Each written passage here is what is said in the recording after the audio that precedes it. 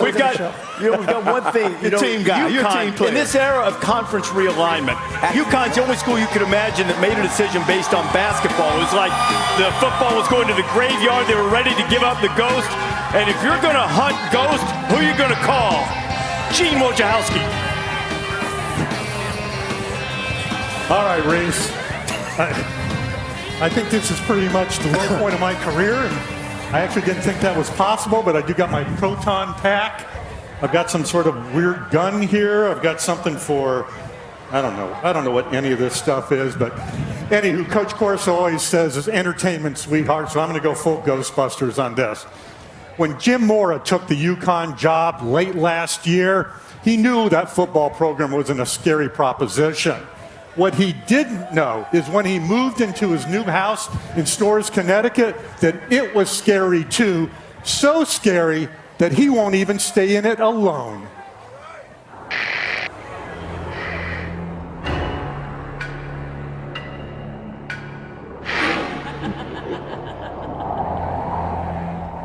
Not gonna lie, I slept with the door locked. That place it's scary. Shadows dancing across the walls, doors opening and closing on their own, lights flickering on and off. It gets to a point where it defies logic. Yeah, I think there's ghosts in this house.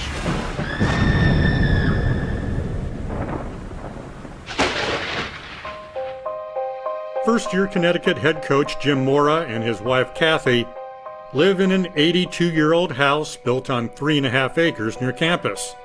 It has 8 bedrooms, 4.5 bathrooms, and, according to family and friends who have stayed there, at least one poltergeist. My daughter Lilia has heard voices in the middle of the night.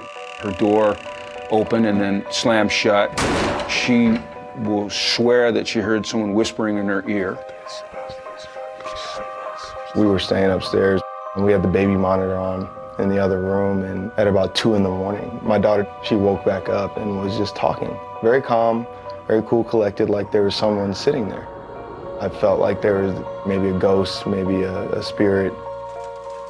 It was rainy outside, and then I started to walk through the hallway down here, and when I looked up, I saw a figure standing in the black. I swear that's what happened. I can't make that up. I think it's an old house. I think there's an explanation for all of this, because in my mind, I'm telling myself these things aren't happening. To separate fact from fiction, we invited investigators from the Greater Boston Paranormal Associates to the Mora House. We come into a location that we're told has activity. We're going to try to see what's going on. We have a pretty wide array of electronic equipment that we're going to spread around. We're going to start off with dowsing rods. If there's anyone in this room on the other side that would like to speak to us, would you please straighten out the rods? Please point them directly away from me. Okay. So clearly you're in the room with us. Can you show me where you are in the room, please?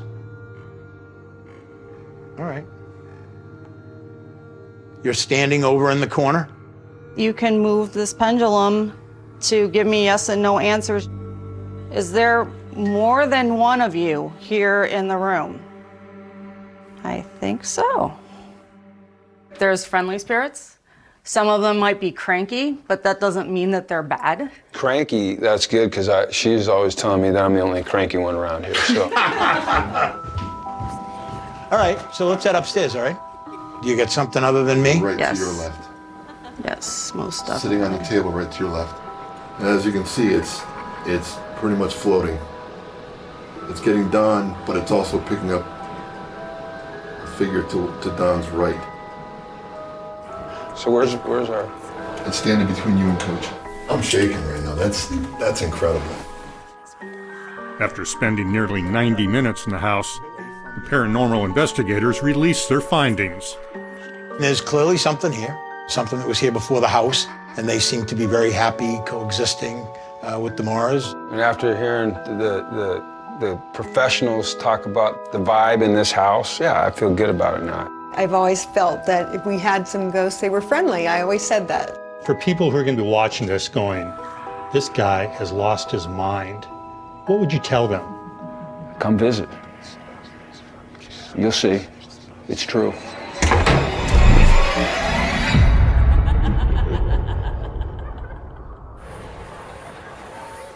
We talked to 6 different UConn staff members and coaches, and they all said they had stayed at the Mora House, they had seen evidence of paranormal activity. I kid you not.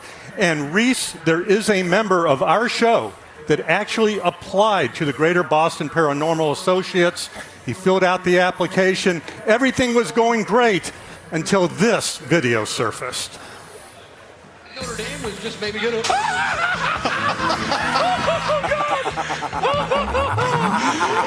on back in here, Craig. These are some friends of mine from the... Man, that thing will never go Reese, away. needless to say, Herbie did not get the job. Oh, man.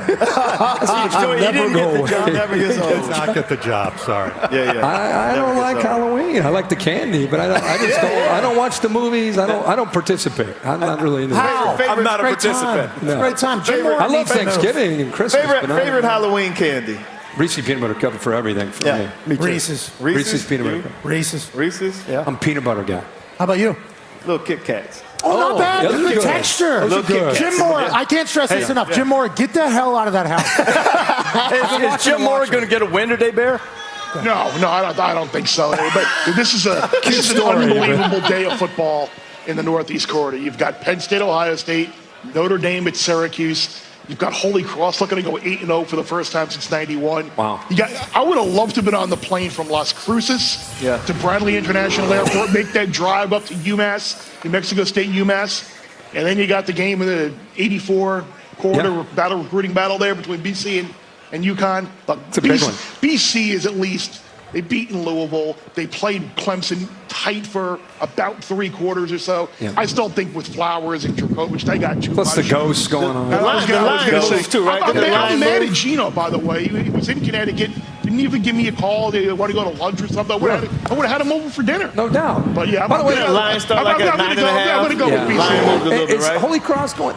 Is that going back to the Gordy? No, just Lockbaum was 87. So Okay, yeah, okay. in 91, they won undefeated. He was a great player at Holy Yeah, was Cross. he third in the Heisman voting? He was a Heisman guy. Yeah. Yeah. Holy Cross. I'm a Bear dropping to Holy sleep Cross with, in here. what, Never 5 thought you'd different hear Holy spirits? Cross this morning. Yeah. Never thought you'd hear that. I know. I didn't realize that. That's why you come Good to game intel. day. Good intel. The entire scope of the sport.